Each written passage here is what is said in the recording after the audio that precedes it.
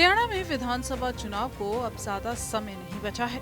हालांकि चुनाव तो 5 अक्टूबर को है, लेकिन इसके नामांकन की अंतिम तारीख 12 सितंबर फिक्स हो गई है।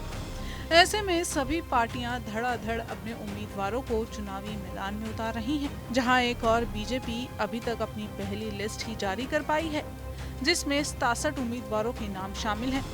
वहीं बात कांग्रेस की करें तो पार्टी की तरफ से 2 लिस्ट जारी कर दी गई हैं, लेकिन दोनों लिस्ट का टोटल काउंट मात्र 41 है।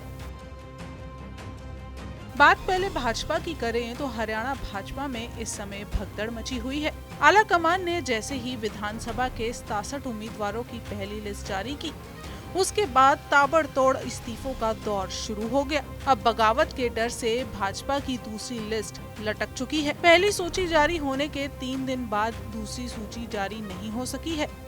पहली सूची के बाद जिस तरह से नेताओं ने बगावती तेवर अपनाए हैं, उससे पार्टी आला कमान काफी चिंता में है। बता दें कि पार्टी फिलहाल अब 23 सीटों पर बहुत सोच समझकर उम्मीदवारों को उतारेगी।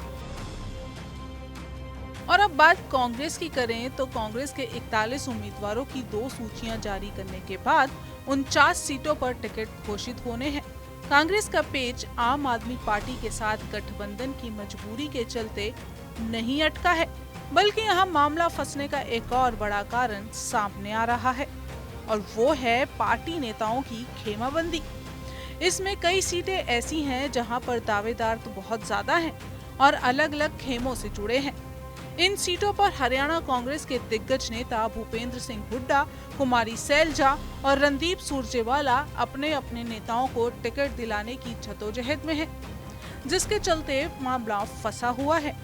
हरियाणा में कांग्रेस और आम आदमी पार्टी के बीच गठबंधन की बातचीत तो चल ही रही है, जिसके चलते टिकट का मामला नहीं उलझा है। यहाँ हम आपको बताएं कि कांग्रेस और आम आदमी पार्टी के बीच सीट बंटवारे में सिर्फ 5 से 7 सीटों का मामला है, लेकिन कांग्रेस की सीटें 49 हैं जो होल्ड पर रखी गई हैं। हरियाणा में कांग्रेस ज्यादा से ज्यादा आम आदमी पार्टी को 5 या 6 सीटें ही देगी, लेकिन बाकी सीटों पर मामला क्यों फंसा है, ये बड़े सवाल खड़े करता है। इसलिए गठबंधन से ज्यादा मामला कांग्रेस नेताओं की खेमाबंदी माना जा रहा है, क्योंकि वो सभी अपने अपने करीबियों को टिकट दिलवाने की पैरवी कर रहे हैं।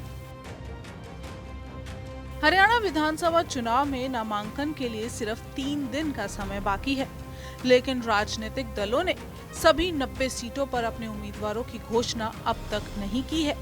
बीजेपी ने 67 सीटों पर टिकट घोषित किए हैं, तो वहीं कांग्रेस ने सिर्फ 41 सीटों पर ही अपने उम्मीदवारों के नामों का ऐलान किया है। इस तरह से दोनों ही दलों की बची हुई सीटों पर उम्मीदवारों को लेकर लोगों की निगाहें टिकी हुई हैं। बीजेपी की पहली लिस्ट आने के बाद उभरे सियासी हालात के चलते स्थिति को समझा जा सकता है, लेकिन कांग्रेस में हो रही देरी की असल वजह क्या है, ये बड़े सवाल खड़े करता है।